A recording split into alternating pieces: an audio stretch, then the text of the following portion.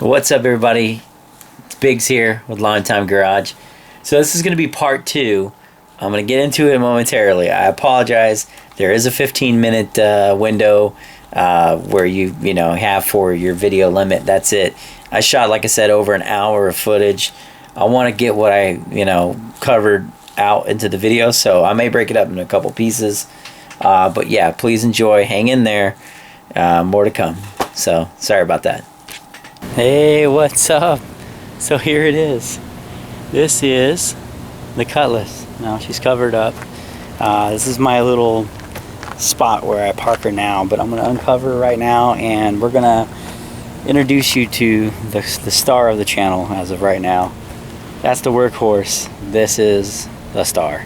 Like I said, we'll go over this car in detail a little bit later, but when I start her up, she's going to be squeaking like a pig. She needs some belts replaced and whatnot, but let's just get into it.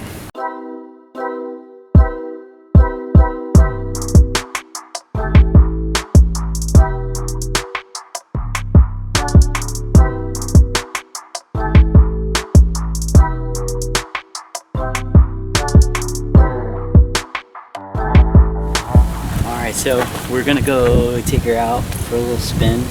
I'm gonna start her up and get some air in the tires and put her back.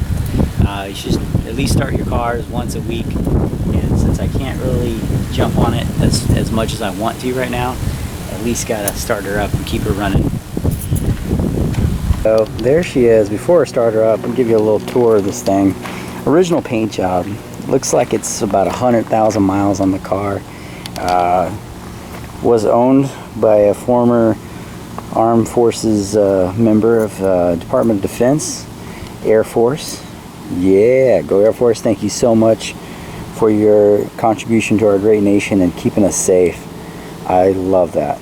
Love our armed forces, and you guys should too. Alright, so back of the paint. There's no dents, really, no big dents. I mean, there's a little scrapish right here. Looks like they kind of brushed against something, but literally no dents. The car is solid, super straight.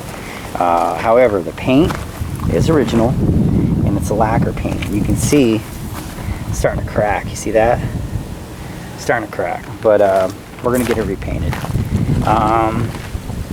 But yeah, I mean, the chrome's in pretty decent shape.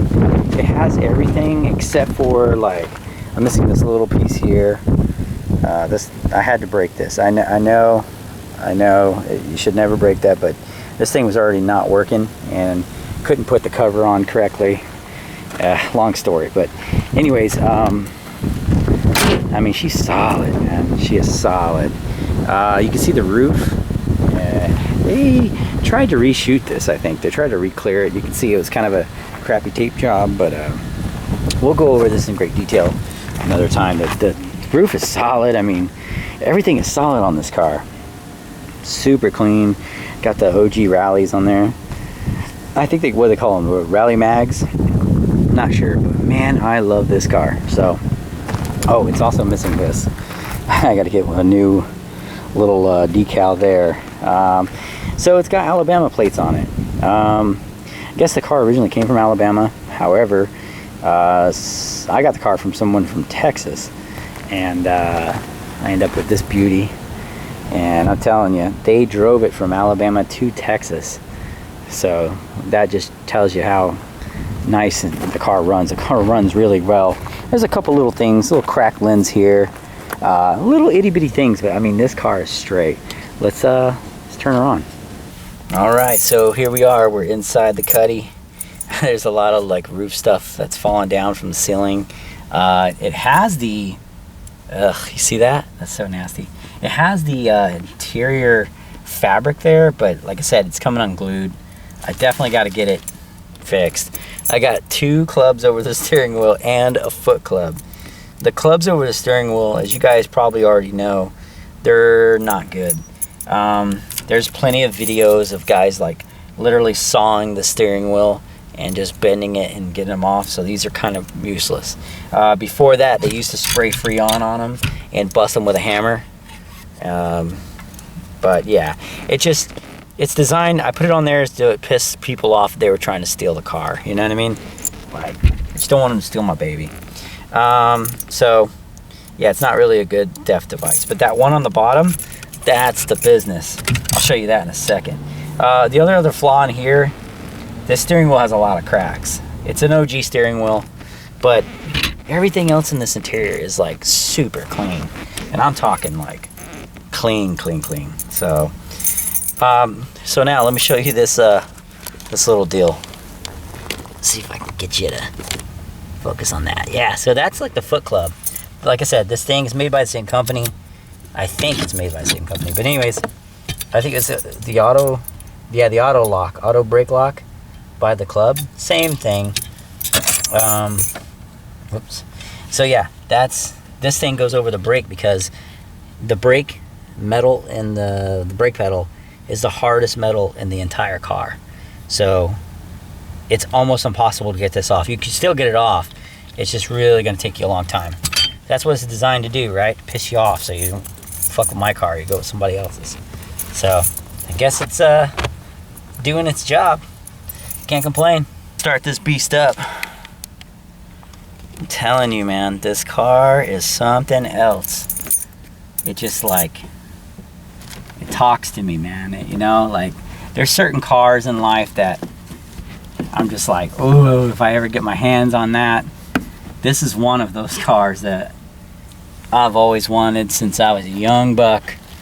And it's not like a hot rod. It's not like a, well, it's like the last of the luxury muscle cars, if you will. You know what I mean? You can debate it if it's actually considered a muscle car or not. They came with a little 307. Some of these actually had a nicer engine. They had like a 455, I believe. But like I said, it's debatable, you know.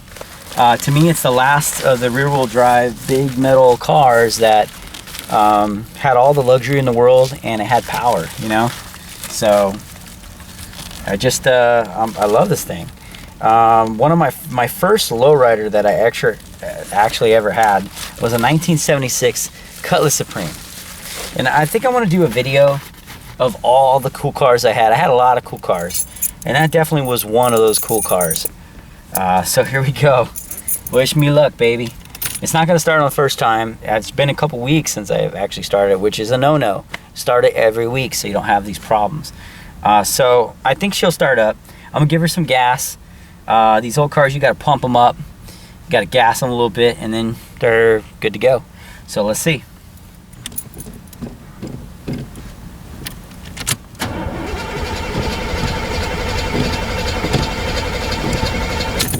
First time, no go. Come on, baby. There she goes, right over, second time. Now, you're gonna hear her squeal.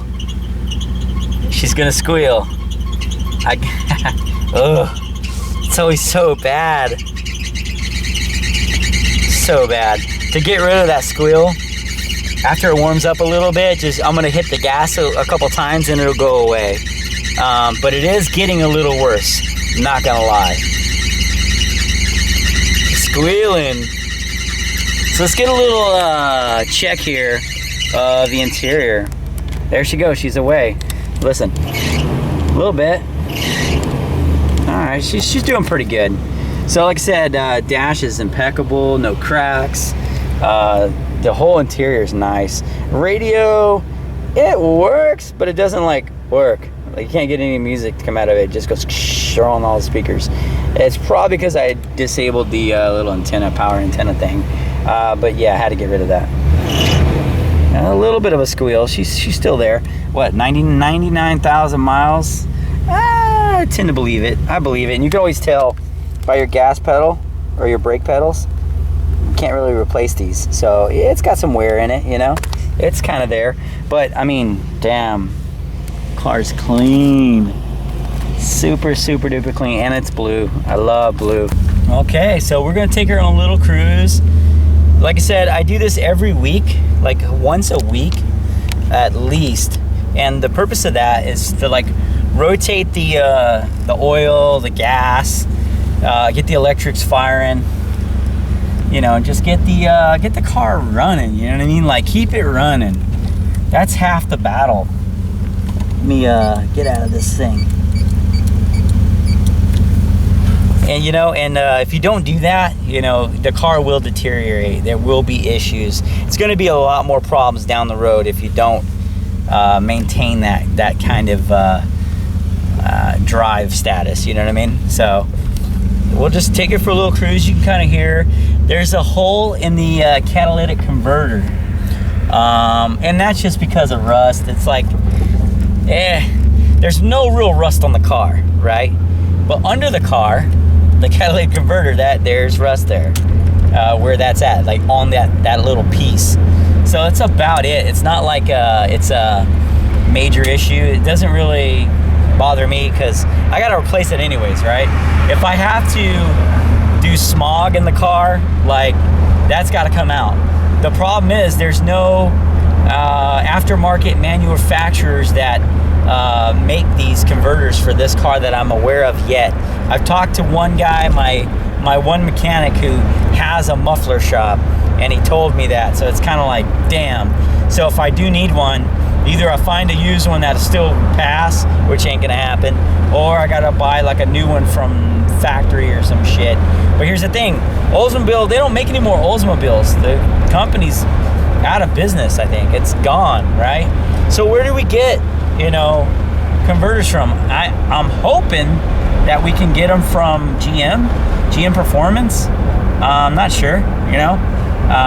So we'll see how that goes, but I'm just hoping that I can get this damn car to pass. I'm pretty sure they got something that I can put on the car, you know. So this car has US emissions, but it doesn't have California emissions. It's what I was told by AAA. But this guy at AAA, they're good company, right? I really recommend you use AAA.